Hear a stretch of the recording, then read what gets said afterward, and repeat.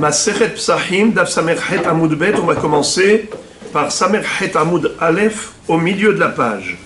Umihui Keravav. Nous avions appris dans la Mishnah, au début du Pérek, que pour le sacrifice de l'agneau pascal, le Korban Pessah, il y a des actions qui sont permises même le Shabbat. Si jamais le 14 Nissan tombait Shabbat, il y a des opérations permises et d'autres qui sont interdites. On avait vu un grand débat entre Rabbi Eliezer et Chachamim à ce propos. Il y a parmi les opérations permises à l'unanimité, Mihui Keravav. Qu'est-ce que ça veut dire Mihui Keravav? Keravaim, c'est les entrailles, les intestins, les boyaux. On a le droit d'être Memahé, mais on n'a pas le droit d'être Madiyah, c'est-à-dire laver complètement les boyaux. C'est assourd, car ça peut attendre la tombée de la nuit. Mais s'il s'agit juste du Mihui Keravaim, c'est Mutar Afilu Beshabbat. Et pour quelle raison c'est permis pendant Shabbat? Pourtant c'est une hachana, pourtant c'est une tirha shelo letzorer. La réponse, c'est qu'on avait déjà vu qu'étant donné que les intestins peuvent s'abîmer, si on laisse les excréments à l'intérieur, alors les boyaux vont se détériorer et ils ne seront plus mangeables, ils ne seront plus utilisables. Voilà la raison pour laquelle il faut vider les boyaux pendant Shabbat. Par contre, les laver à l'eau qu'après Shabbat. Alors maintenant, la Gemara cherche à savoir Mihui Keravav, Mai Mihui Keravav. C'est quoi concrètement cette action du vidage des boyaux? Comment est-ce qu'on faisait? Rav Huna Amar Shemenakevan Besakin. Qu'est-ce que ça veut dire? C'est que, en fait, il perforait les intestins avec un couteau. Il faisait des trous pour que les excréments se dégagent à l'extérieur. Rashi, à la fin de la page, la colonne de droite. Menakevan Besakin. Il les troue avec un couteau. Sheyetse Hare'i. Afin de faire sortir les excréments. Chez Im Yanihenu Betochan, car s'il les laisse à l'intérieur, Yasrihu Kodem Sheterchach. Les intestins vont pourrir avant même la tombée de la nuit. Velashon Mihui, chez Motzi Peresh Raka, Denimhet Betocha. Et le mot Mihui, ça veut dire vider. Et pas seulement vider. La vraie traduction que donne Rashi, c'est en fait, c'est faire fondre. Faire fondre les excréments. Parce qu'il dit que Mihui Keravav, c'est un verbe que l'on a trouvé comme Memahe Veshofer, ou Kmo Imhaou ou Gmao, les îles d'Aflamede. Rashi nous renvoie à un verbe, le même verbe qui a été utilisé de par ailleurs, où ça, à propos du Helev, la graisse interdite qui avait été fondue et ensuite bu tel quel. Eh bien, on avait vu que c'était pas un derech achila, n'est-ce pas, vous vous rappelez? Imhaou ou gmaou. Comme on a dit faire fondre la graisse, imhaou. Alors Rashi cite cela comme référence pour dire que mihu yakravaim, c'est faire fondre les excréments de manière à les liquéfier pour qu'ils sortent des boyaux vers l'extérieur. Lishna Aharina, Rashi donne une deuxième traduction du mot Mihui, Mihui Keravav, et dit Mihui Lashon Nekiva Vechibul Kemot Imhe et Zecher Amalek. Mihui Keravaim, ça ne se rapporte pas aux excréments qu'on va liquéfier, et donc Memahe, ça veut dire faire fondre, et dit Mihui Keravaim, c'est relatif aux intestins eux-mêmes. Quand tu vas les perforer, Menakevan Besakin, eh bien c'est que tu les détruis. Tu détruis les boyaux, tu détruis les intestins. Exactement comme Timhe et Zecher Amalek. Détruit Amalek. Eh bien la Torah a employé le verbe Timhe. La Mishnah nous a dit Mihui Keravav, tu détruis les intestins en les trouant, en leur faisant des trous. Alors je rappelle que ce Korban Pessah qu'on a shrité le 14 Nissan, le Shabbat après-midi, puisque la Torah nous dit Bemoado Afilu Beshabbat, il faut le sacrifier même Shabbat. Mais qu'est-ce qu'on fait comme opération Shabbat? La shrita, la zrikat adam et le Mihui Kravaim. Mais pas plus que ça. Pourquoi? Car le reste, la suite des opérations qu'on va faire avec cet agneau pascal, sont nécessaires pour le manger le soir. Alors on attendra Motza et Shabbat pour tous les préparatifs du rôtissage pour manger le Korban Pessah la nuit. Alors des actions indispensables telles que Mihuya Kravaim, c'est Mutar Afilou et Shabbat. Mais ce qui peut attendre le soir, on attendra le soir. Maintenant, que veut dire faire fondre les excréments? Évidemment que ce n'est pas en chauffant, puisqu'on ne peut pas chauffer pendant Shabbat. Il s'agit simplement avec l'action avec la main. On est en train de ramollir. Après avoir perforé les intestins, on appuie dessus avec ses mains et on fait sortir à l'extérieur les excréments. Et c'est comme ça que ça s'appelle liquéfier. Liquéfier avec sa main en appuyant avec la pression. Maintenant, dans la Gemara même, on retrouve une deuxième explication. Rav Hiya bar Rav Amar Shirka de Me'aya de Nafka Agav Dohaka de Sakina. Alors, maintenant, ce Emora n'est pas d'accord avec le premier pour traduire Mihui par soit liquéfier, soit détruire les boyaux en les perforant. En tout cas, il dit que ce n'est pas du tout ce qu'il a proposé, de trouer les boyaux. Il faut simplement vider les intestins. Comment? Tu prends le revers du couteau et avec la pression, tu appuies sur les intestins, tu fais passer, et c'est comme ça que tu vides les intestins de leur contenu. C'est le même objectif. La question est de savoir comment est-ce qu'on faisait ça. Pour traduire le mot Mihui Keravaim, est-ce qu'on traduit en faisant des trous ou bien sans même faire des trous? Juste on vidait comme ça. Et d'ailleurs, Rashi nous dit, regardez la dernière ligne de Rashi dans la colonne de droite. Shirka de Me'aya. Leha ha'aduka b'me'ayim sheyotze mehem bedohak hasakin mihui lashon davar bazui kedem faresh ta'ama vechorvot mehim. Qu'est-ce que ça veut dire? Il nous dit que le mot mihui, ça vient du mot mehim dans le pasouk. Et mehim, ça veut dire quelque chose de dégoûtant. Et en effet, les excréments, c'est quelque chose d'écœurant. Et quand on dit mihui keravav, ça veut dire qu'on va débarrasser les intestins de ce mihui.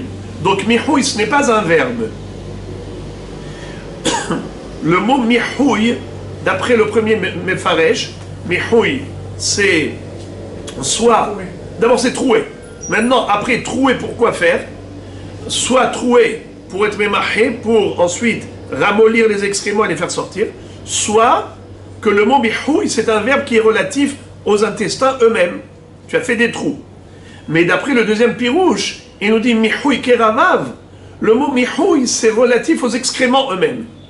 Pas aux intestins, aux excréments. L'excrément, lui, il s'appelle mihui. Il s'appelle mehim. Ça veut dire quelque chose de dégoûtant. Quand on veut parler de quelque chose de négatif, on l'appelle mah. Mehim au pluriel. Mihui. Alors, il dit que c'est ça. Qu'il y a dans les méraïm un suc gastrique qui se colle aux parois intestinales. Et lorsqu'on prend le couteau et qu'on fait pression et on appuie dessus, eh bien, qu'est-ce qu'on fait? On vide. On vide du contenu. C'est ça l'histoire. La Gemara demande Amar Rabbi Elazar, Maïtama de Hiya bar Rav. Hiya bar Rav, c'est lui qui a traduit par Mihui Keravav, c'est-à-dire qu'il faut appuyer avec le couteau pour faire pression et dégager, évacuer les excréments. Alors, pourquoi il a traduit Mihui par excrément? Dirtiv vechorvot mechim garim yochelu. Maï mashma kedemetargem Rav Yosef venirsehon de Rashiaya tzadikaya yahsenun. Qu'est-ce que ça veut dire? Il dit que on retrouve un pasouk selon lequel, c'est un pasouk dans Ishaïa, Vera'u kevasim kedovram vechorvot mechim garim yochelu. De quoi on parle? Rav Yosef a traduit en araméen ce pasouk en disant que les Rechaïm travaillent beaucoup pour ramasser de l'argent et après, c'est des tzadikim qui vont hériter de leur travail. Parfois, vous avez dans la descendance d'un rachat un tzadik et qui va bénéficier de l'héritage du rachat. Ou bien, carrément, une œuvre, un ouvrage de Rechaïm, ils se sont investis pour construire quelque chose et finalement, qui va en profiter? Les tzadikim. La traduction de Horvot Mechim Garim Yochelu, en araméen, je traduis de l'araméen en français, Kedem Targem Rav Yosef, Venirsehon de Rashiaya, les biens des Rechaïm, Tzadikaya Yahsenun. Les tzadikim vont hériter. Et Rashi de dire, Rashia, Alma Davara Vesanuyhu. Qu'est-ce que ça veut dire? Eh bien, les Rechaïm sont écœurants, sont répugnants, comme les excréments. C'est comme ça que on les a comparés. Mechim au Mihoui Keravav. Et c'est qui va en gagner? Qui c'est qui va gagner ça? C'est les Garim. C'est qui Garim? Tzadikim. C'est eux qui vont Yochelu, qui vont manger ça, qui vont hériter. Question, pourquoi les tzadikim s'appellent Garim? Et il dit parce que les tzadikim se comportent comme des guérim. Les tzadikim se comportent comme des étrangers dans ce monde. C'est-à-dire que ils ont été... D'abord, ils savent que ce monde, il est éphémère. Un tzadik, il sait que la vie dans ce monde, elle n'est qu'une préparation pour le Olam Haba. Et donc, il faut étudier la Torah, il faut faire les mitzvot, car on est là pour se préparer. Le rachat, il pense qu'il est immortel. Et donc, il vit que pour ce monde. Alors que le tzaddik, il est là avec la profonde conviction que tout ce qu'il fait ici, c'est Haye Olam Natar Betochenu. C'est pour la vie éternelle. Ok. Maintenant, la Gemara va interpréter le début du pasouk de Ishaïa que je vous ai lu. Vera'u chevasim kedovram. Vous avez vu le pasouk qu'on a lu? Il est sur la colonne de gauche. Regardez le pasouk Dalet. Vera'u chevasim kedovram vechorvot mechim garim yochelu. Ça, c'est le pasouk dans Ishaïa. Alors maintenant, la Gemara dit, si déjà tu m'as interprété la fin du pasouk, explique-moi le début de ce pasouk. Qu'est-ce que ça veut dire? Vera'u kevasim kedovram. Je ne comprends pas du tout. La Gemara explique. Amar Menashia bar Irmiya amarav kamedubar bam. Maï kamedubar bam. Amar Abaye vechorvot mechim garim yochelu. Qu'est-ce que ça veut dire?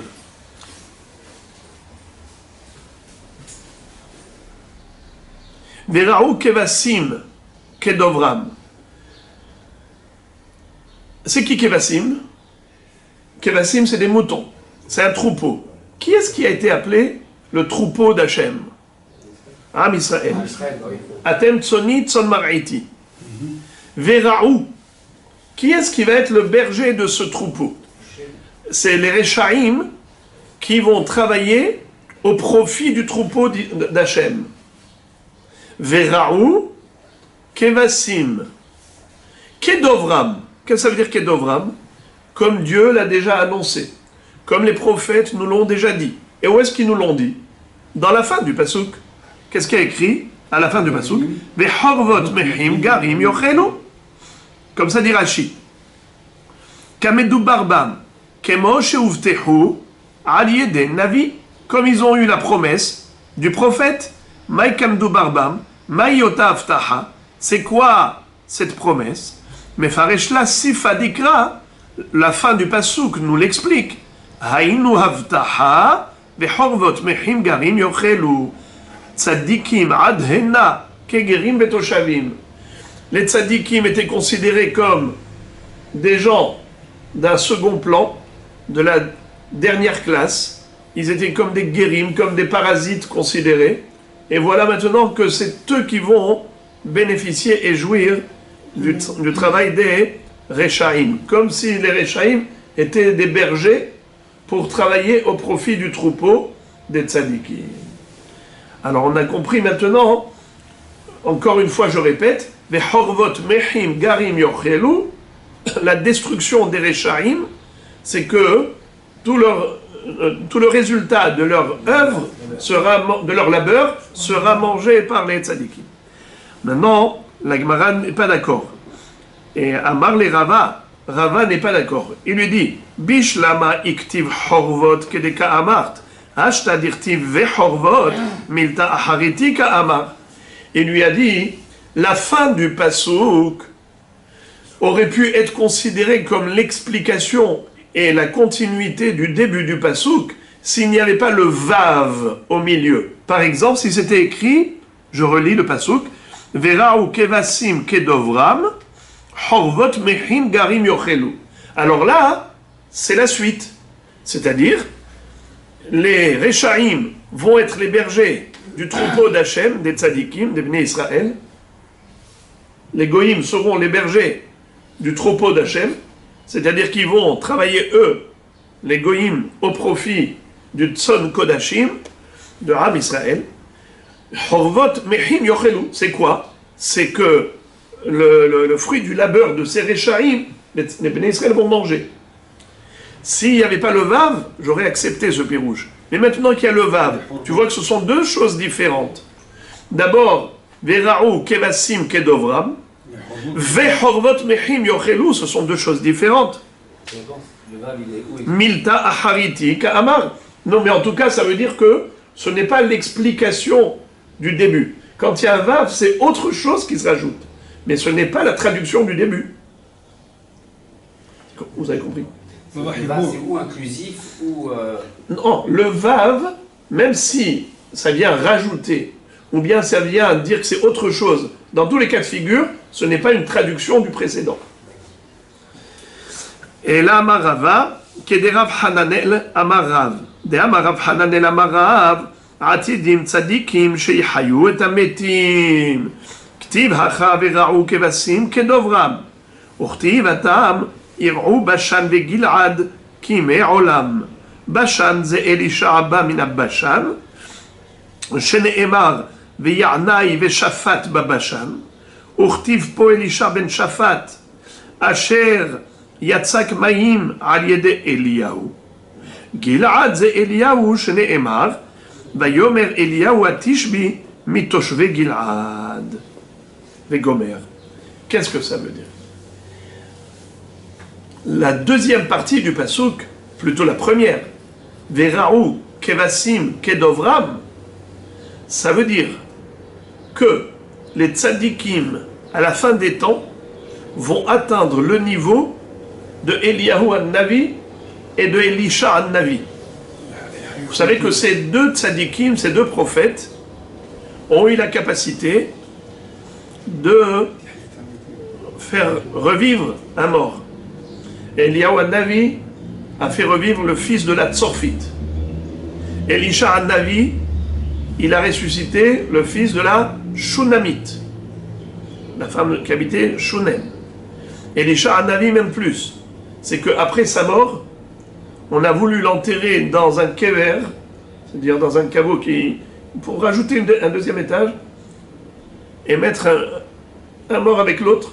Ils ont voulu enterrer Elisha an-Navi dans un endroit où il y avait un rachat qui était enterré là-bas. Un tzaddik ne veut pas être enterré avec un rachat. Dès que le corps de Elisha an-Navi a touché le corps de ce rachat, il a ressuscité. parce qu'Elisha Hanavi ne voulait pas être avec lui. Il a fait revivre. Elisha Hanavi, après sa mort, il fait revivre un mort pour ne pas être enterré avec un rachat. Mais ce rachat-là, il a ressuscité. Ils ont donc fermé la tombe de Elisha Hanavi. Il a fait quelques pas, il est mort à nouveau. Mais ils l'ont plus remis là-bas, ils l'ont enterré ailleurs. Alors, d'ailleurs, Elisha Hanavi avait dit à Eliyahu qu'il voulait une bracha de sa part. Le jour où il s'est séparé de son maître, il a demandé à son maître, Rabbi, donnez-moi le double de votre capacité, le double de votre pouvoir. C'est-à-dire, toi tu as fait revivre un mort, moi je voudrais pouvoir en faire vivre deux. Il lui a dit, si tu vas me voir partir de chez toi, eh bien tu sauras que tu as été comblé dans ta demande, dans ta requête. Et c'est comme ça que ça s'est passé. En effet, Elisha Hanavi a fait revivre deux morts alors qu'il y a eu un seul. Qu'est-ce que nous voyons ici? Que eux, ils ont pu faire revivre des morts. Les tzadikim seront comme eux. Et où est-ce qu'on retrouve l'allusion à cela? Veraou, kevasim, kedovram. Quel rapport? Regardez-moi ça. Je vais reprendre tout le passage, je l'ai lu d'un bloc, parce que je voulais faire remarquer que tous ces psukim, ils sont liés l'un à l'autre. C'est un peu compliqué, c'est un peu complexe, mais juste avec un peu de concentration, 45 secondes, on va, Be'ezrat Hashem, reprendre pasouk par pasouk et voir l'enchaînement. Et la marava. Que de Rav Hananel Amarav. De Amarav Hananel Amarav. Atidim tzadikim sheyehayu et ametim. Ktivacha vera'u kevasim kedovram. Uchtivatam ir'u bashan de Gilad kime'olam. On retrouve le verbe vera'u, ça veut dire faire paître, comme un berger qui est roé, envoyé au pâturage, n'est-ce pas? Vera'u kevasim kedovram. Et on retrouve un autre pasouk où il est écrit Ir'u Bashan Begilad Kime'olam. Les tzadikim, à la fin des temps, ils vont faire paître, et on va voir que ça veut dire ils vont faire paître, Ir'u. Ils vont aller au pâturage de Bashan. C'est un secteur, c'est une région en Israël, comme Og Melech à Bashan. Vegilad, c'est le secteur de Gilad. Kime'olam, comme jadis. Qui est-ce qui a habité Bashan? Qui est-ce qui a habité Gilad? Dans ces deux secteurs. Alors la Gemara va nous expliquer que Bashan était le secteur où a habité Elisha Hanavi. Gilad, c'est là où habitait Eliyahu Giladi. Alors regardez s'il vous plaît Rashi. Et là, Kamedou Barbaham, des Recha, Kedovram, comme il a été dit à leur propos. C'est quoi? Aïnou Kerab Hananel, Kamedou Barbe Eliyahu ve Elisha, Sheheyu et Ametim, car Yehayu Kol Tzadikim et Ametim, Ir'u vera'u l'Gzera Shava. On fait une Gzera Shava. C'est le même verbe qu'on retrouve à propos de Eliyahu Navi. Ir'u. Ir'u Bashan ve Gilad. Kime'olam. Et le même verbe, on retrouve Vera'u kevasim kedovram. Alors il nous dit comme ça. La Gemara nous explique. Bashan, ze Elisha, habba mina Bashan. Bashan fait allusion à Elisha Hanavi, qui était originaire du Bashan. Où est-ce qu'on voit qu'il était originaire de Bashan? Parce que son père, qui s'appelait Shaphat, Elisha ben Shaphat, habitait Bashan. Shene'emar, ve'ya'nai, ve'shaphat, bab-Bashan. Tel qu'il est écrit dans le Sefer d'Ivrei Hayamim, le livre des chroniques, que Ya'nai et Shaphat, c'étaient deux frères. Ils habitaient le Bashan, ce qu'on avait conquis de Og Melech HaBashan. Uchtiv, po Elisha ben Shaphat, asher yatzak ma'im al yede Eliyahu. Lorsqu'on avait demandé, lorsque le roi Yehoshaphat avait demandé, y a-t-il un prophète ici dans la région? L'un des élèves, l'un des sujets du roi lui a dit, il y a ici Po Elisha ben Shaphat, Asher Yatzak Maim al Yede Eliyahu, qui a versé de l'eau sur les mains d'Eliaou. C'est-à-dire, il était l'élève de Eliaou An-Navi. Pas seulement un élève qui a étudié la théorie chez son maître. Elisha An-Navi a même servi Eliaou. C'était son shamash. Et la Gemara dit Gadol Shimusha Yoter Milimuda. Servir le Hakam, le Tzadik, c'est encore plus que d'étudier la Torah chez lui en théorie. Parce que tu vis avec lui et tu vois la Torah, comment elle est pratiquée. Elisha, attendez, c'est lequel Elisha? Et le prophète Élisée. Elisha An-Navi, c'est celui qui a fait vivre le fils de la Shunamite. Alors, Bashan, c'est Elisha, Bamina Bashan, Shenemar Beyarnaï Beshafat Babashan. Urtif po Elisha ben Shafat. Tu vois que Elisha, c'était le fils de qui? De Shaphat. Et Shaphat, il habitait où? Dans le Bashan. Donc maintenant, tu comprends. Le passouk qui dit que Irou Bashan, ve Gilad ki me'olam. Gilad, c'est Eliaou. Et d'où on sait que Gilad fait allusion à Eliaou Navi. Shenemar va yomer Eliaou à Tishbi, mitoshave Gilad. Eliaou était des habitants de Gilad. Gilad, c'est le secteur, un secteur en Eretz Israël. Tout à l'heure, vous avez dit Shaphat et Yehoshaphat. C'est le même. Ah non, pas du tout. Yehoshaphat était le roi de Yehuda, parce que Yoram ben Ahav était le roi d'Israël contemporain, et Elisha ben Shaphat s'est adressé au roi Yehoshaphat. Donc tout cela, c'était pour quoi faire?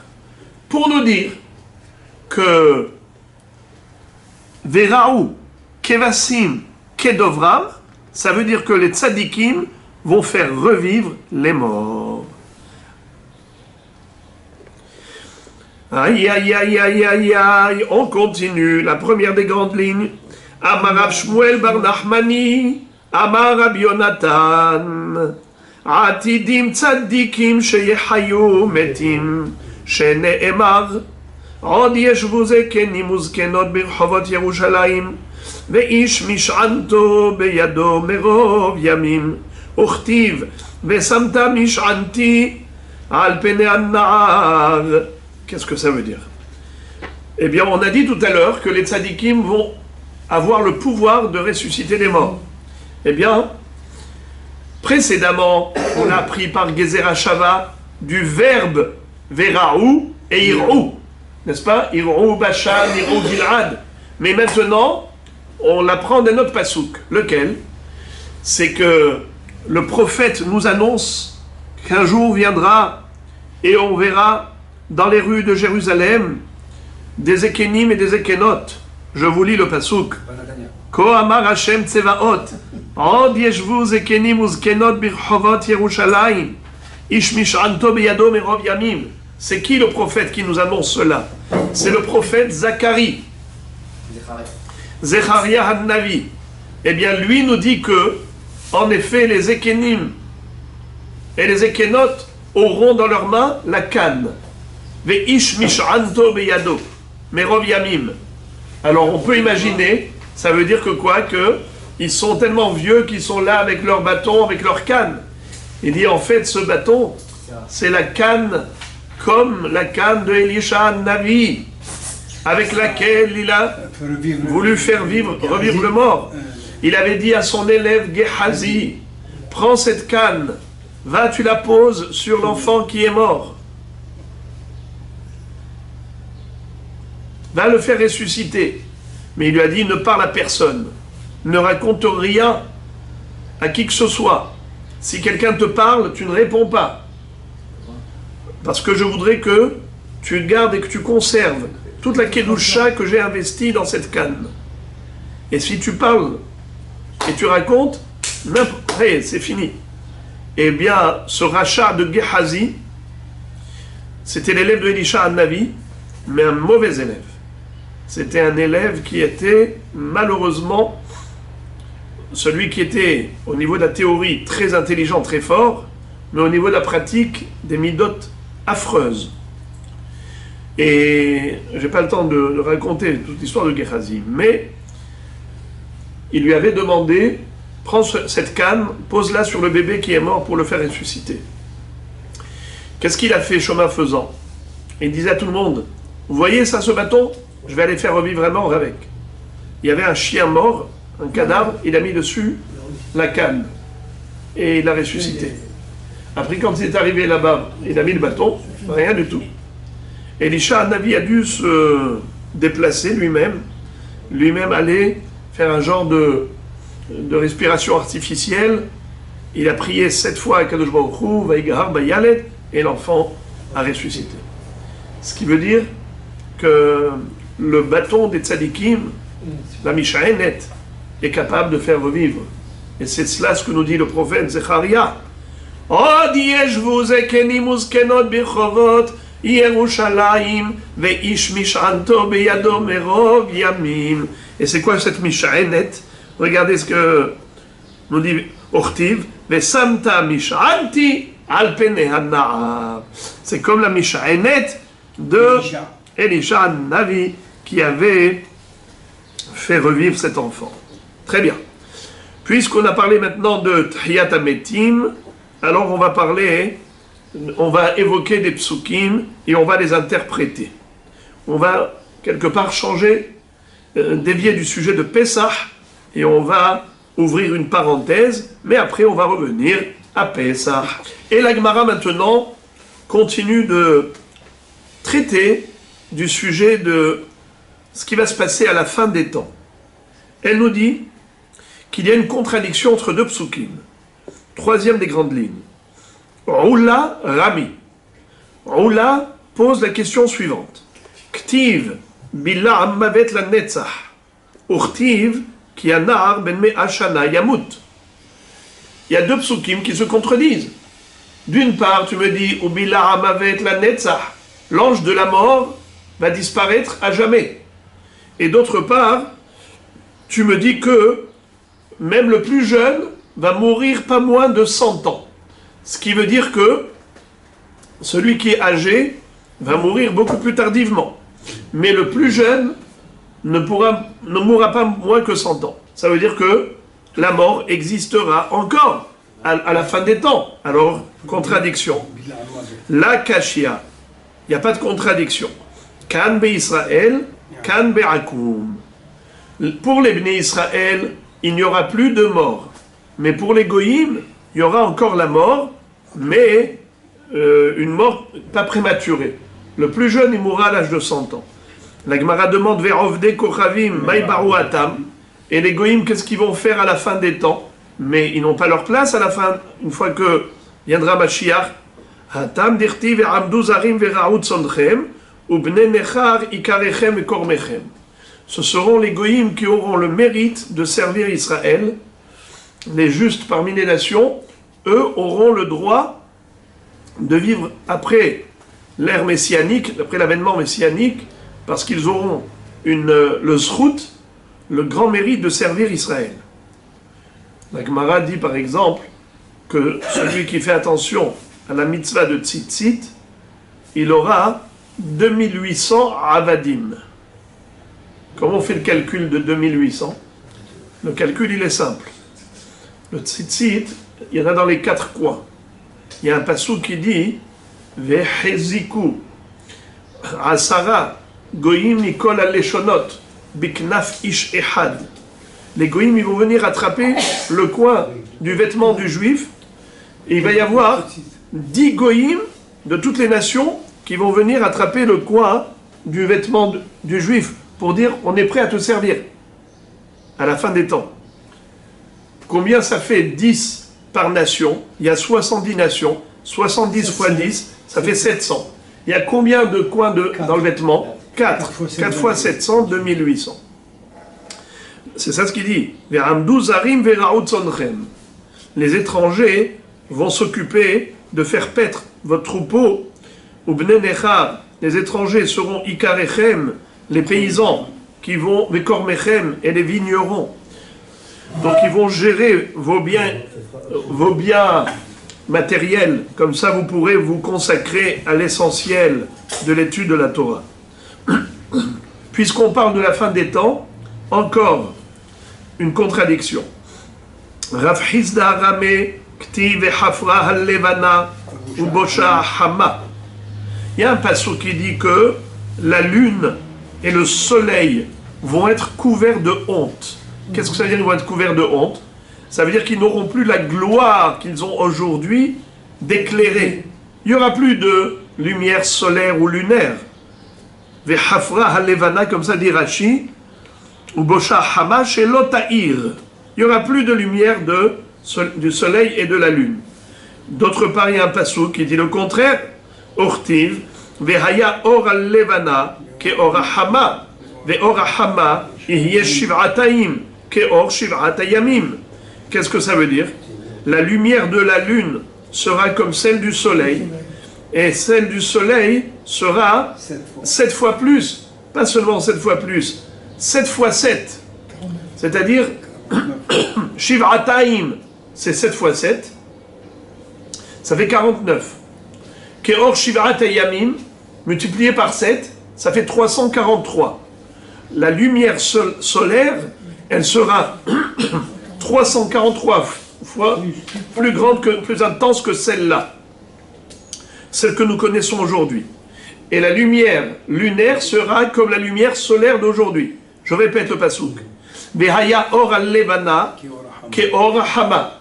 Ve'or hama iye shiv'ataim, ke'or shiv'at hayamim. Regardez Rashi. Iye shiv'ataim ke'or shiv'at hayamim. Shiv'ataim em 49. 7 au carré. 7 fois 7, 49. Urtiv ke'or shiv'at hayamim. 49 ke'or shiv'at yamim shel achshav. Comme 7 jours de maintenant, c'est multiplié par 7. Nimtza odef al-or shel achshav 343. Ce qui veut dire que l'intensité de la lumière solaire à l'époque, elle sera 343 fois ce qu'on connaît aujourd'hui.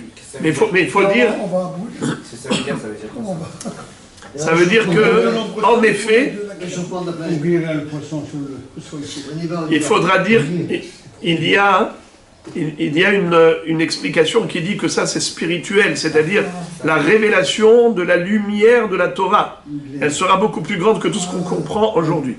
Mais en tout cas, le Pshat, d'après le Pshat, exactement le Or HaGanuz, la lumière qui a été cachée pour les tzadikim, les Ratid Lavo. Alors maintenant, il y a une contradiction. Tu me dis qu'il y aura l'éclipse solaire et lunaire, et d'autre part, tu me dis qu'il y aura au contraire une multiplication et progression et augmentation de son intensité. La Kashia. Kan le Olam Abba, kan le Mot HaMashiach. Dans le Olam Abba, il n'y aura plus du tout de lumière solaire et lunaire. Mais à l'époque du Mashiach, il y aura la lumière solaire et lunaire, mais décuplée, démultipliée. Et la Gemara pose la question, elle dit, Veli Shmuel, de Amar en ben ha'olam hazeh limot HaMashiach el hashemut malchuyot bilvad ma'ika lemema. Shmuel, on connaît sa chita. Shmuel nous dit que entre la vie actuelle et la vie messianique, il n'y a pas de différence sur le plan matériel. C'est-à-dire que la nature continuera comme aujourd'hui. On aura le même monde, un monde naturel comme aujourd'hui. Olam kemin hago noheg. Seulement, alors d'après lui, comment comprendre la contradiction entre ces deux psukim? Éclipse solaire et lunaire, disparition de leur lumière, et d'autre part, tu me dis, au contraire, ils vont augmenter. Alors, lui, il te dit comme ça. Il dit, le olam haba, ve la kashia, kan be mahane shechina, kan be mahane tzadikim. Mais on parle de olam haba, c'est-à-dire après la résurrection des morts. Et là-bas, on aura la lumière solaire et lunaire décuplée. Mais ça, c'est que dans le mahane des tzadikim. Mais Bemachane Shechina, dans le camp de la Shechina, il n'y a pas du tout de lumière et de soleil. Il n'y a pas de soleil et de lune. Akadosh Baruch Hu, lui, il a créé le soleil et la lune, il n'en a pas besoin. Il a créé pour nous. Donc les tzadikim vont en jouir après la Triyat HaMetim, les Olam Haba. Mais dans Machane Shechina, il n'y a pas de lumière, il n'y a pas de soleil. Le camp de la Shechina. là où le lieu de résidence divine. Dans le lieu de résidence divine, il n'y a pas de lune et de soleil. Ce sont des créatures. Il les a créées, ces créatures, au profit des tzadikim. Mais lui, il n'en a pas besoin. Hachem n'a pas besoin du soleil pour éclairer. Alors, Zéou. Donc, Vehafra halevana ou bosha hama, la lune et le soleil seront couverts de honte, c'est-à-dire qu'ils n'auront pas d'éclairage. C'est par rapport au camp de la Shekhinah, là-bas où ils n'ont aucune fonction. Mais là où ils vont se démultiplier, c'est au niveau du Mahane Tzadikim, dans le camp des Tzadikim, au profit des Tzadikim. Comme ça dit Rashi.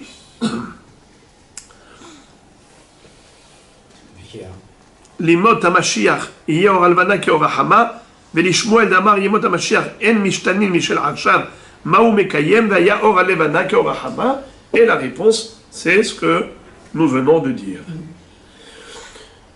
Encore, à propos de Tchiyat HaMetim, Rava pose une contradiction. Ktiv ani amit va'ahaye, uchtiv mahatzti va'ani erpa. Ashta ahuye mehaye mirpa l'chol sheken. Il y a un pasouk qui dit que Akadosh Baruch Hu, il retire la vie et il la rend. Amit va'ahaye. Et dans le même pasouk, Mahatzti va'ani erpa. J'ai frappé et je guéris. Alors on ne comprend pas. Si déjà Akadosh Baruch Hu, il a le pouvoir de faire revivre, est-ce qu'il y a un intérêt de nous dire qu'il peut guérir? Mais guérir un vivant malade, c'est plus facile que faire revivre un mort. Alors si tu as déjà dit Ani amit va'ahaye, qu'est-ce que tu as besoin de dire? Mahatzti va'ani erpa. Ça n'a pas d'intérêt. Parce que quand tu dis j'ai frappé, je vais guérir, je vais soigner, ça veut dire que Chas v'Shalom ont limité le pouvoir divin, qui peut que guérir, mais il ne peut pas faire revivre. Chas v'Shalom. Mais le passouk juste avant, il te dit le contraire. Il te dit, je retire la vie et je la redonne. Alors ça veut dire qu'il peut faire revivre. Alors quel est l'intérêt de dire qu'il peut guérir et il peut soigner le malade? Ça va de soi. Ça va de soi. Et là, Amarei Kadosh Baruch Hu, Ma she'ani memit, ani mehaye. Kemo she'mahatzti, va'ani erpa. Qu'est-ce que ça veut dire? Le Hiddush, il est merveilleux. Quand on dit je vais guérir un malade, ou bien je vais commencer par autre chose. Je vais commencer par l'autre partie du passouk. Ani amit va'ahaye. Moi, je donne la mort, je donne la vie. Ron, je peux dire que ça parle de deux personnes. Je peux retirer la vie à quelqu'un qui est vivant et je peux faire vivre celui qui est vivant. C'est-à-dire, une personne qui est vivante, je lui donne à manger, je lui donne la parnassa, je lui donne la santé, et parce que cette personne, elle est vivante. Mais est-ce que Akadosh Baruch Hu peut faire vivre un mort? Peut-être c'est pas ce que le passouk veut dire. Eh bien oui, le passouk, c'est ça ce qu'il veut dire. On ne parle pas de deux personnes. On parle de la même personne qui est morte, la même personne va ressusciter. Et quelle est la preuve? La preuve, c'est la suite du verset. Ani mahatzti va'ani erpa. Mahatzti va'ani erpa. Moi, j'ai frappé et moi, je vais guérir. Est-ce qu'on peut guérir quelqu'un qui n'est pas malade? Non. Quelqu'un qui est en bonne santé, il n'a pas à guérir. On ne va soigner que quelqu'un qui est malade. Donc forcément, la guérison et la maladie parlent de la même personne. La même personne qui est malade, c'est la même personne qui guérit. Eh bien pareil pour l'autre phrase du passouk. La même personne qui est morte, c'est la même personne qui va ressusciter. Donc de là, on apprend que Dieu peut faire revivre les morts, pas seulement faire vivre les vivants. Parce que sinon on aurait pu dire Ani amit va'ahaye. Je tue, je retire la vie à ceux qui sont vivants. Je fais vivre ceux qui sont vivants.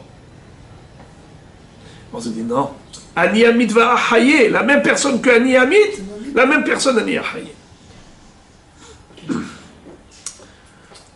Tanoura Banan, la Braïta elle le confirme. Ani Amid va Haye. Yachol mita be'ehad ve'chaim be'ehad. Kederech sha'olam noheg. La Braïta te dit, que veut dire ce pasouk? Ani Amit va Haye. Je retire la vie et je fais vivre. Est-ce que ça parle de la vie normale, c'est-à-dire mita be'ehad, il y a des gens qui meurent. Chaim be'ehad, il y a des gens qui vivent. Kederech sha'olam noheg, comme le monde est géré habituellement, comme la nature du monde. Talmud lomar, mahatzti ve'anierpa, mamaka ou refu'a be'ehad, afmita ve'chaim be'ehad. De la même façon que la plaie, la maladie et la guérison, forcément, ça parle de la même personne. Ainsi, la vie et la mort, on parle de la même personne. Celle qui est morte va revivre. Mikan teshuva, la ombrim, entchiyat ametim in Torah. Et de là, on a une preuve tranchante par rapport à ceux qui disent il n'y a aucune preuve de triyat ametim dans la Torah. Montre-moi dans la Torah une preuve, une allusion à la résurrection des morts. D'où vous avez inventé ça? Eh bien voilà le passouk. C'est un passouk dans Parashat Ha'azinu. Davar acher, batechila, ma shani memit ani mechaye, ve'adar ma shemahatzti, va'ani erpa. Autre explication de ce même verset, c'est que quand les morts vont ressusciter, ils vont revivre avec leurs défauts. Par exemple, quelqu'un qui est niftar handicapé, quelqu'un qui est niftar avec un membre amputé, Hashem Yatzilenu, ou n'importe quel problème physique, quand il va ressusciter, eh bien il va se lever avec le même défaut. Et ensuite, Akadosh Baruch Hu va le guérir. Pourquoi? Pour qu'il puisse apprécier le bienfait divin. Et aussi, comme vous dites, comme ça les gens vont pouvoir reconnaître les uns les autres. Alors, c'est après Mashiach. Donc, après la résurrection des morts, je répète. Au début, je rends la vie aux morts. Vahadar, et ensuite, ce que j'ai frappé, je vais les guérir. Et comme ça dit le dernier rachid de la page à gauche, Mahatzti vanirpa, shekederech shem metim, de la même façon, tels qu'ils sont morts, higerim, estropiés, soumim, aveugles, illemim, muets, kach hem haim bemumad, ve'achar kach mitrapeim. Et ensuite ils vont guérir, kedirtiv az yedeleg ke ayal piseyach. Le piseyach, l'estropié, eh bien il va sauter comme une gazelle, c'est-à-dire il va être agile comme une gazelle, mais ce n'est qu'après. Entre parenthèses, la question de Rabbi Nissim, c'est quel est l'intérêt d'avoir un soleil qui soit plus intense, une lumière plus intense?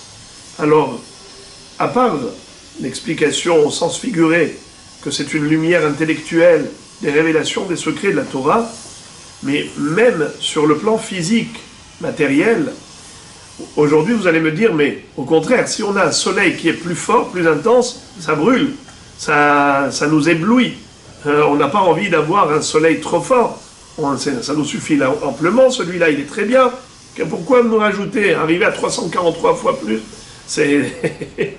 Il faut pouvoir tenir. Alors, il faut expliquer que aujourd'hui, les 5 sens que nous avons nous permettent d'appréhender le monde et de jouir du monde tel qu'il est. Mais si Akadosh Baruch Hu nous donne des sens différents, c'est-à-dire une capacité de pouvoir recevoir encore plus de plaisir. Aujourd'hui, plus de lumière, ça vous éblouit. Mais imaginons qu'on n'était pas ébloui par la lumière. Au contraire, on avait la capacité de pouvoir réceptionner encore plus de lumière. Alors on aurait eu encore plus de plaisir. Aujourd'hui, notre plaisir se limite à notre capacité. On n'a pas la capacité d'avoir plus de plaisir que ce que le soleil nous procure aujourd'hui. Mais si on avait un sens plus aiguisé, de manière à pouvoir réceptionner encore plus de lumière, alors on aurait eu un plaisir décuplé. Ce qui veut dire qu'Akadosh Baruch Hu va nous donner des outils, des sens qui sont tellement plus sophistiqués qu'on aura l'aptitude à réceptionner autant de plaisir. Et parce que Baruch veut décupler notre plaisir. Et il nous donnera le moyen, le réceptacle pour pouvoir le recevoir. À partir de là, ça commence à être facile. Vekter halavav. Parmi les opérations autorisées pour le sacrifice de l'agneau pascal, du Korban Pessah, lorsque le 14 Nissan tombe Shabbat, on avait vu, rappelez-moi les actions permises, la Shhita, permise pendant Shabbat, la Zrikat Adam du Korban Pessah, le Mihui Keravaim et Haktarat Halavim, même la combustion des graisses aussi du Korban Pessah. Alors regardez, qu'est-ce que nous dit maintenant Rabbi Shimon Bar Yochai. Tanya Amar Rabbi Shimon, Bo ur'e kama haviva mitzvah b'sha'ata, sha'are hekter halavim ve'evarim u'pdarim, kesherim kol halayla, ve'en mamtinim lahem ad shetechshach. Rabbi Shimon Bar Yochai nous dit qu'en réalité, la combustion des graisses, ou bien pour le korban ola, qui est un holocauste, qui est entièrement consumé sur l'autel. On a fait la shhita du korban atamid pendant Shabbat, et on peut normalement brûler à la tombée de la nuit, qui est Motsai Shabbat. Pareil, le korban Pessah, les graisses du korban, ça pouvait attendre Motsai Shabbat. Mais malgré tout, en ce qui concerne le korban, on a le droit de brûler les graisses même pendant Shabbat. Et pourquoi? Parce que, initialement, la mitzvah doit se faire le jour même. Il y a une possibilité de le faire après. Mais qu'est-ce qui est préférable? Mitzvah besharta. La mitzvah en son temps. Et nous dit Rabbi Shimon, d'où j'apprends Behemet. Regardez Rashi ce qu'il dit. Rashi nous dit que c'est pas juste un choix délibéré. C'est un pasouk. Kesherin kol halayla. D'abord, d'où on apprend que ça peut être brûlé toute la nuit. Kedirtiv al mokdah, al mizbeach, kol halayla. N'est-ce pas? On a vu ça dans Parashat Vayikra, qu'on peut brûler sur l'autel pendant toute la nuit. V'yachol yaktiran kol halayla, v'afal piken, en mamtinin lahem ad shetechshach. On n'attend pas jusqu'à la tombée de la nuit, Motsai Shabbat, et la mehalelin Shabbat alehen. On profane le Shabbat, c'est-à-dire on brûle les korbanot, même le Shabbat même, Kedirtiv, Olat Shabbat, Be Shabbato, Al Olat Hatamid. Ça veut dire que le korban Moussaf, avec le korban Hatamid du Shabbat, on les brûle le Shabbat même. Alma, Haviv le Maher Mitzvah Besha'ata. De là, on déduit qu'Akadosh Baruch Hu, il apprécie l'accomplissement de la mitzvah rapidement en son temps. Pareil. Et bien, Korban Pessah également, les graisses, il faut les brûler sur l'autel le jour même. Mais pas rôtir la viande, car la viande n'est mangeable qu'à la tombée de la nuit. On ne peut pas cuire pendant le Shabbat. Harkavato, ve'ava'ato, hatichat yabalto. Harkavato, ve'ava'ato, michutz latchum. Pour ceux qui s'en souviennent encore, on avait appris la mahloket entre Rabbi Eliezer et Hachamim. A-t-on le droit de faire ces opérations pour préparer le sacrifice de l'agneau pascal? C'est-à-dire avant la shhita. Maintenant, moi je n'ai pas d'agneau pascal. Où est-ce qu'il se trouve? En dehors du Tchoum. Est-ce que j'ai le droit de transgresser ce Issour des Rabbanan, d'aller chercher la bête Michutz la Tchoum? On a dit non. D'après Hachamim. Rabbi Eliezer dit oui, on a le droit. Ou bien par exemple, transporter dans ses bras l'agneau qui est petit et qui est fatigué. Est-ce qu'on a le droit de le transporter pendant Shabbat dans le domaine public?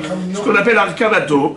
Eh bien, Hachamim disent non. Et Rabbi Eliezer dit oui. Pourquoi Hachamim disent non? De porter comme le chauffard et comme le... Non, mais porter, il est en train de porter. Non, de porter... Mais est-ce que c'est à son Minatora ou Midera Banan? Hein? Pourquoi c'est pas son Minatora? Parce que la bête est vivante. Et on a déjà dit que Haïnose et Atzmo. Et que lui, Rabbi Hachamim ici, pense, comme le man des Hamar qui dit que Haïnose et Atzmo, c'est pas seulement pour des êtres humains, quand on porte un être humain, mais même pour un être vivant. Parce qu'il y a une marloquette. Il y a ceux qui pensent que l'être vivant, il pousse vers le bas. Il essaye de s'échapper. Donc c'est considéré comme un issour de la Torah. Mais ici, on dit que c'est shvut. Si c'est shvut, ça veut dire qu'on applique la règle de Haïnoset Atzmo, même à un être vivant. Alors qui est interdit? C'est que les Hachamim. Et malgré tout, d'après Hachamim, on n'a pas le droit de transgresser un issour des Rabbanan, même pas pour aller faire le Korban Pessah. Également, Hatichatia Balto. Qui est-ce qui se rappelle? C'est quoi Hatichatia Belet? De couper la verrue. Couper la verrue. Parce que tant qu'il y a une verrue, la bête elle est disqualifiée, elle a un défaut. Et en coupant la verrue, ça la rend apte au korban. Eh bien, maintenant, pourquoi c'est assour? C'est assour midera banan. Pourquoi c'est assour que midera banan? Pourquoi c'est pas assour minatora? Qui est-ce qui se rappelle? On avait dit que c'est assour minatora seulement s'il coupe avec un scalpel, avec un keli. Mais s'il le fait avec shinouï, de manière inhabituelle, par exemple avec les ongles, ou bien avec ses dents, alors ça c'est anormal, puisque c'est étrange, c'est inhabituel, mais shinouï, c'est assour que midera banan. Et malgré tout, d'après Chachamim, c'est assour, même pas pour l'agneau pascal. Mais Rabbi Eliezer dit que c'est permis. Ok.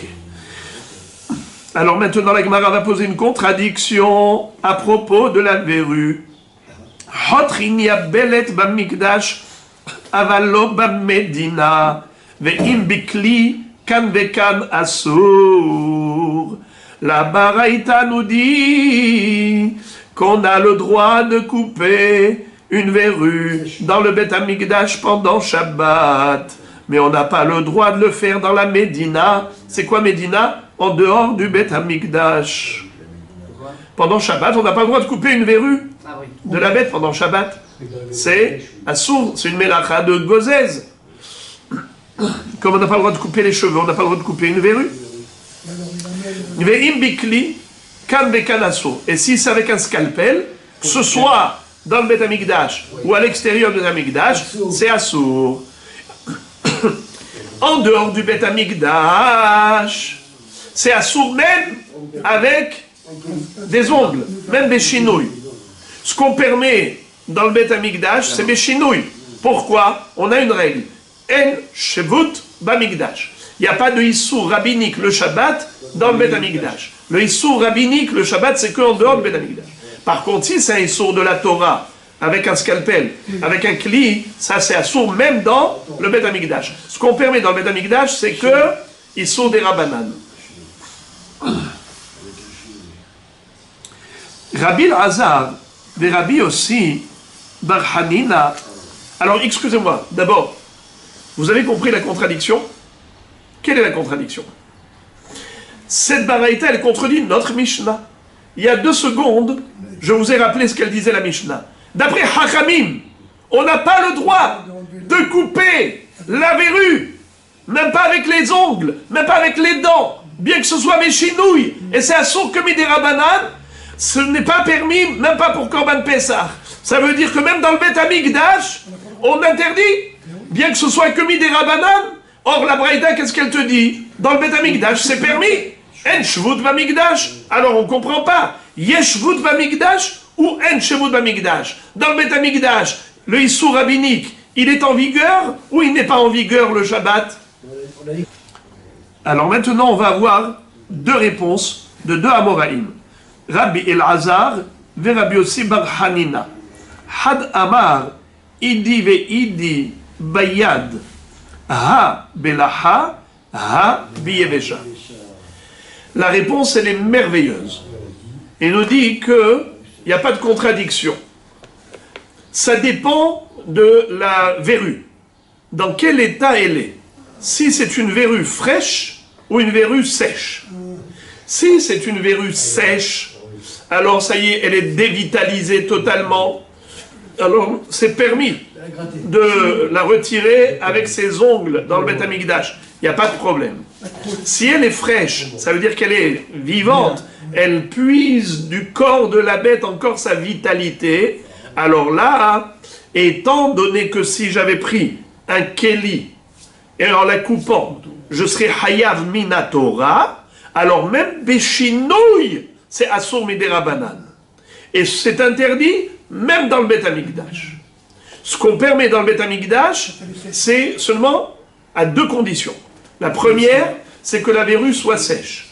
Deuxièmement, c'est qu'il faut faire des chinouilles, c'est-à-dire avec les ongles ou avec les dents. Mais si il manque l'une des deux conditions, par exemple, si tu le fais avec le couteau, c'est assourd.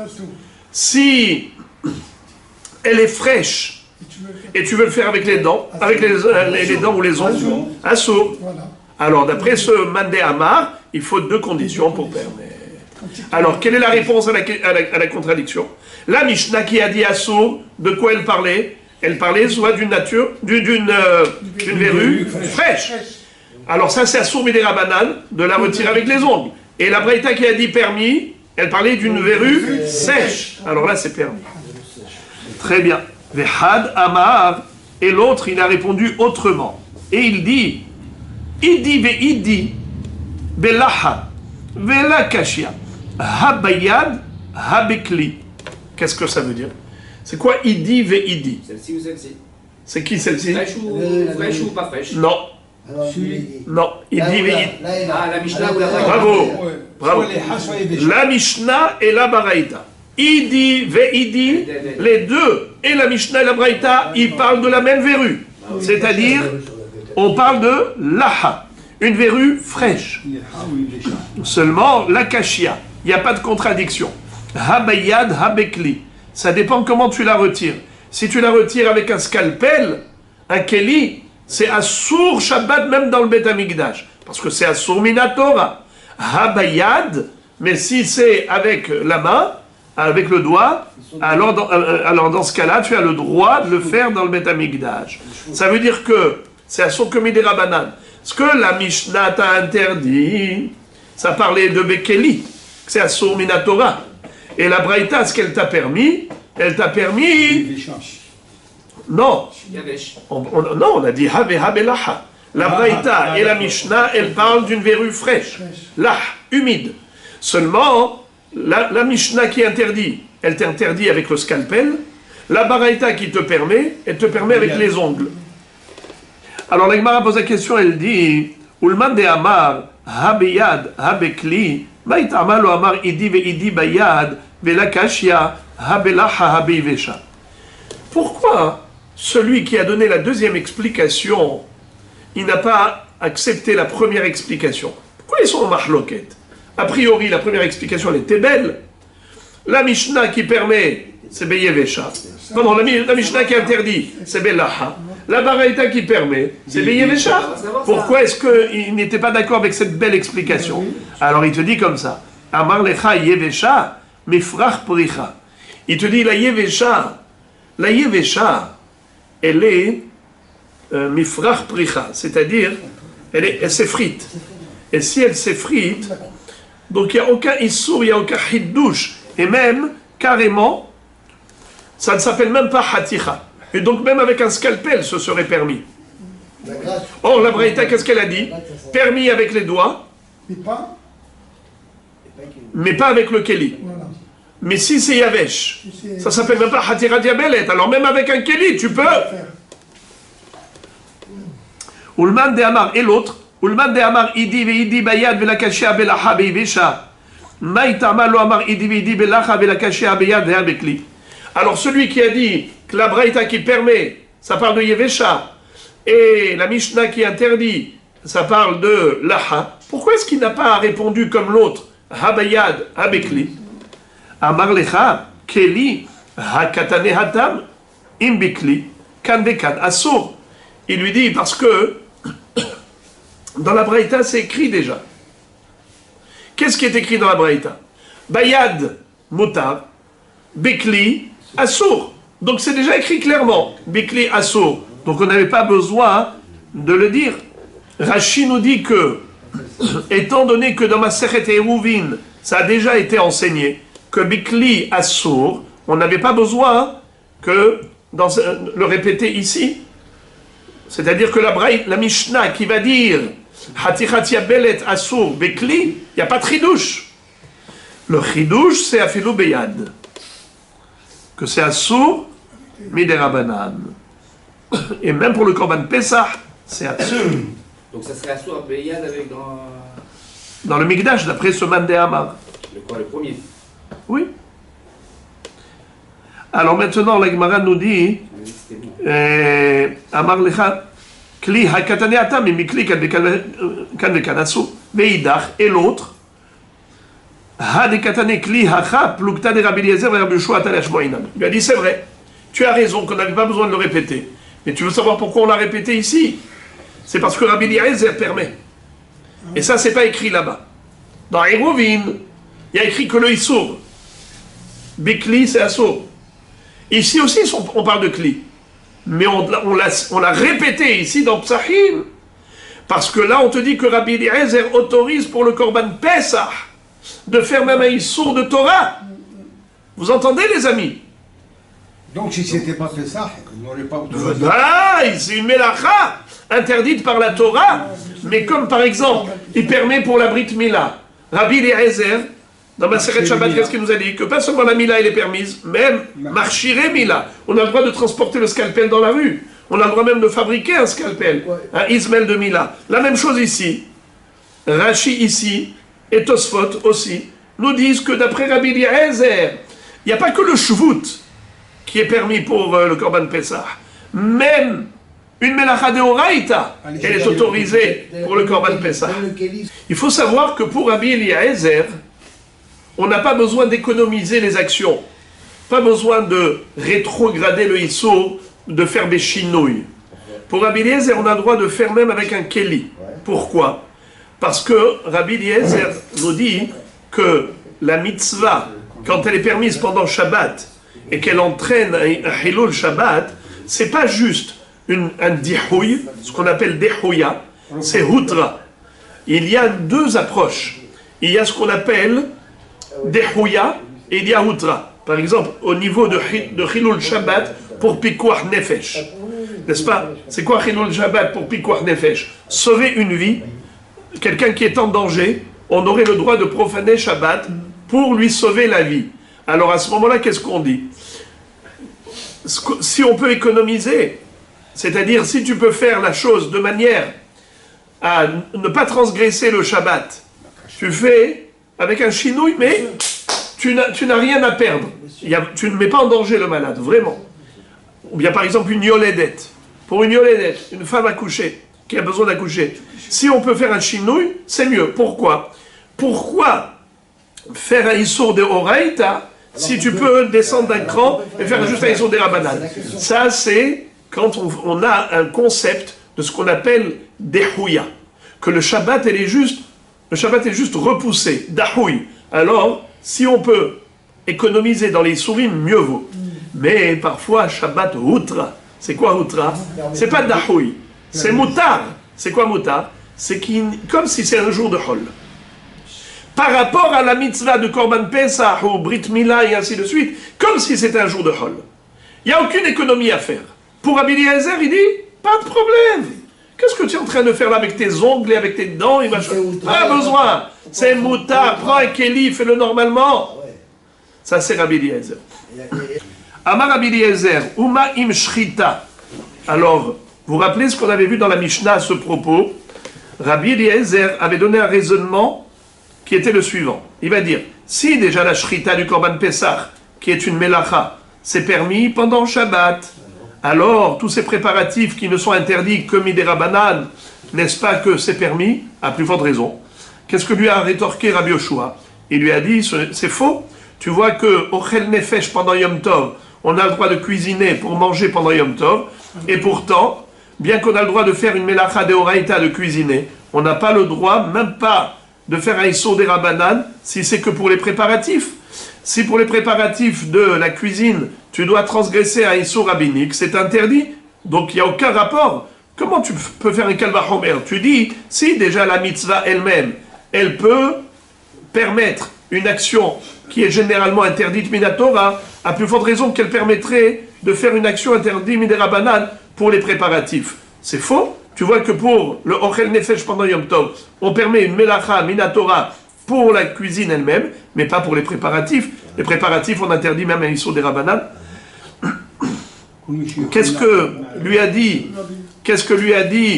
Rabbi Eliezer lui a dit, quel rapport entre Reshut et Mitzvah? L'histoire de manger pendant Yom Tov, c'est Reshut, c'est facultatif. Moi, je te parle de Korban Pessah, qui est une obligation. Alors, lisons. Ce que dit la Gemara, c'est très beau. Rabbi Yoshua l'étarmé de Amar, Simchat Yom Tov name mitzvah. Rabbi Yoshua, il est fidèle à sa propre opinion. Car lui, il considère que même Yom Tov, manger pendant Yom Tov, c'est une mitzvah. Et donc, tu vois que Ochel Nefesh, manger pendant Yom Tov, c'est pas stam facultatif. C'est un impératif, c'est une mitzvah. Donc si tu vois qu'on permet pour la mitzvah juste de cuisiner, mais on ne permet pas les préparatifs pour la cuisine de Yom Tov, bien que ce soit une mitzvah de manger pendant Yom Tov, alors, pareil pour la shrita. On permet la shrita, mais on ne permet pas les préparatifs. Et la Gemara nous cite cette marloquette entre Rabbi Eliezer et Rabbi Yoshua. Est-ce qu'il y a une mitzvah de faire Seudat Yom Tov? Détania Rabbi Eliezer Omer, En lo la adam yom tov ela o ochel veshote o yoshev veshone. Rabbi Yoshua Omer halkeu hetzio la achila ushtia vehetzio le bet midrash. D'après Rabbi Eliezer, il n'y a pas de mitzvah de manger pendant Yom Tov. Tu peux faire le oneg Yom Tov. Si toi tu es quelqu'un d'intellectuel et tu adores étudier la Torah, eh bien toute la journée tu fais que ça. Tu n'es pas obligé d'aller manger. Mais si pour toi, tu ne sais pas étudier, mais tu trouves beaucoup de plaisir, tu procures beaucoup de plaisir à manger, à boire, eh bien toute la journée tu es au chel veshoté et tu passes ta journée devant la table. Pourquoi? Parce qu'on a deux psukim qui se contredisent. Il y a un pasuk qui dit que Yom Tov, Atzeret Lashem Elokecha. C'est un jour où on s'arrête de travailler, un jour férié, mais pour Hachem. C'est quoi pour Hachem? Étudier la Torah, prier, et ainsi de suite, le Sefer Torah. Et il y a un pasuk qui dit Atzeret Yeh Lachem. Ce jour-là, c'est un jour férié où tu ne travailles pas. Mais pourquoi? Pour qui? À ton profit, au profit de l'homme. Alors, est-ce que Yom Tov, c'est au profit de l'homme, ou bien est-ce que c'est en l'honneur d'Hachem? Rabbi Yoshua dit Halkeu, Hetzio Lachem, Hetzio Lachem. Rabbi Yoshua dit moitié-moitié. C'est l'équilibre. Le début de la journée, tu vas prier, tu vas lire le Sefer Torah, tu vas étudier. Et l'autre moitié de la journée, tu fais Seudat Yom Tov et tu fais plaisir à ton corps, à ton âme et à ton corps. La moitié pour Hachem, la moitié pour l'homme. Tandis que Rabbi Eliezer dit non, il y a un pasouk qui s'applique dans un cas et un pasouk qui s'applique dans un autre cas. Pour quelqu'un qui est capable d'étudier, qui aime ça, alors toute la journée, c'est l'étude de la Torah. Yoshev Veshoné. Il s'assoit et il étudie. Tandis que s'il n'est pas capable de cela, alors son plaisir c'est en mangeant, en buvant, Ochel Veshoté. Toute la journée, manger, boire, c'est le festin. Alors on a compris que Rabbi Yoshua lui dit, tu vois que manger c'est une mitzvah pour tout le monde, et malgré tout on n'a pas le droit de transgresser à Issour des Rabbanan pour les préparatifs du repas de Yom Tov. Et Rabbi Eliezer, pourquoi il n'est pas d'accord avec cette svara? Parce qu'il dit, pour moi, il n'y a pas de mitzvah de manger. C'est facultatif. Tu peux faire Simchat Yom Tov en étudiant. Donc il n'y a pas d'obligation de cuisiner. Et la Gemara va dire ce que je viens de dire. Les deux, ils ont déduit du même pasouk. Il y a un pasouk qui dit Atzeret Lashem Elokecha. Yom Tov, tu dois t'arrêter de travailler en l'honneur d'Hachem. Et Katuv Hadomer Atzeret Yeh Lachem. Un pasouk qui dit c'est un jour férié pour vous, c'est-à-dire profitez-vous. Rabbi Eliezer Sabar Okulo Lachem Okulo Lachem. Rabbi Eliezer dit ça dépend de l'homme. Si c'est un homme qui est capable, alors il doit consacrer toute la journée à Dieu. Okulo Lachem, ou bien consacrer toute la journée pour lui-même. Mais Rabbi Yoshua Sabar Hallekeu. Rabbi Yoshua dit partage la journée en deux. Hetzio Lachem et Hetzio Lachem. Mi-journée pour Hachem, mi-journée pour vous. Amar Rabbi Elazar, Hakol Modim, Ba'atzer et Debaïn, Nadam Elachem. Rabbi Elazar dit, c'est vrai que Rabbi Eliezer et Hachamim sont en marloquette à propos de Pessah et de Sukkot. Mais à propos de Shavuot, qu'on appelle Atzeret, tout le monde est d'accord que on a besoin également de Lachem.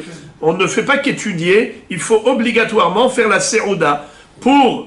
Même pour Rabbi Eliezer qui disait à Pessah et à Sukkot, tu étudies toute la journée si tu veux, eh bien, pour Shavuot, tu es obligé de manger. Pourquoi?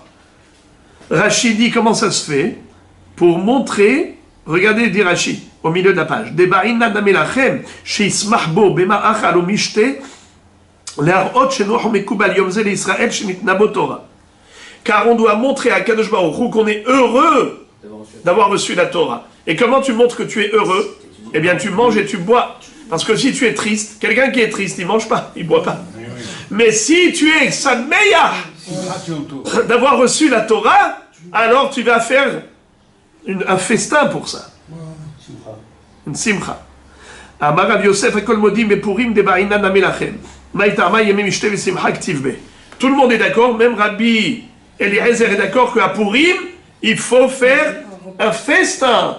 Pourquoi? Parce que c'est écrit dans la Megillah, la Rasototam Yeme Mishte le Simcha. Mar Beret de Ravina, Mar, le fils de Ravina, Kula Shata Bayati Betaranita. Toute l'année, il faisait un ta'anit, il jeûnait. Les bar me'atzarta ou Puria, ou Marle Yoma de Kippuré. À l'exception de Hagashavuot, à l'exception de Purim, et à l'exception de la veille de Kippour. Atzeret Yom Shenit Nabo Torah. Atzeret, parce que c'est le jour de Chagashavuot, on a reçu la Torah. Il faut montrer qu'on est heureux. Pour Aya, à Purim, Yemem Ishte Vesimcha Aktiv. C'est écrit qu'il faut être dans la Simcha. Et Yemem Ishte, et faire un festin.